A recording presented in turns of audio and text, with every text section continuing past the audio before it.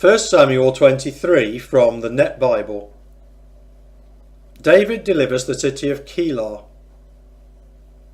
They told David, "The Philistines are fighting in Keilah and are looting the threshing floors." So David asked the Lord, "Should I go and strike down these Philistines?" The Lord said to David, "Go, strike down the Philistines and deliver Keilah." But David's men said to him, "We are afraid while we are still here in Judah. What will it be like if we go to Keilah against the armies of the Philistines?" So David asked the Lord once again. But again the Lord replied, "Arise, go down to Keilah, for I will give the Philistines into your hand." So David and his men went to Keilah and fought the Philistines. He took away their cattle and thoroughly defeated them. David delivered the inhabitants of Keilah. David eludes Saul again. Now when Abiathar, son of Ahimelech, had fled to David at Keilah, he had brought with him an ephod. When Saul was told that David had come to Keilah, Saul said, "God has delivered him into my hand, for he has boxed himself into a corner by entering a city with 2 barred gates." So Saul mustered all his army to go down to Keilah and besiege David and his men. When David realized that Saul was planning to harm him, he told Abiathar the priest, "Bring the ephod."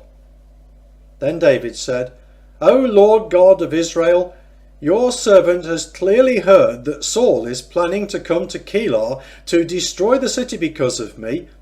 Will the leaders of Keilah deliver me into his hand? Will Saul come down as your servant has heard? O Lord God of Israel, please inform your servant." Then the Lord said, "He will come down."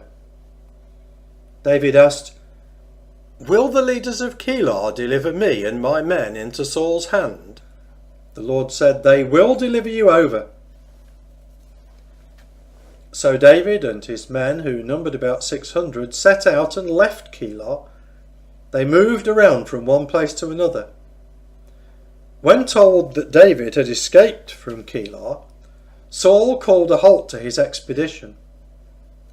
David stayed in the strongholds that were in the desert and in the hill country of the desert of Ziph. Saul looked for him all the time, but God did not deliver David into his hand. David realized that Saul had come out to seek his life.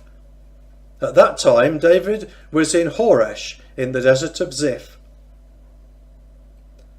Then Jonathan, son of Saul, left and went to David at Horesh. He encouraged him through God. He said to him, "Don't be afraid, for the hand of my father Saul cannot find you. You will rule over Israel, and I will be your second in command. Even my father Saul realizes this." When the 2 of them had made a covenant before the Lord, David stayed at Horesh, but Jonathan went to his house. Then the Ziphites went up to Saul at Gibeah and said, "Isn't David hiding among us in the strongholds at Horesh on the hill of Hachilah, south of Jeshimon?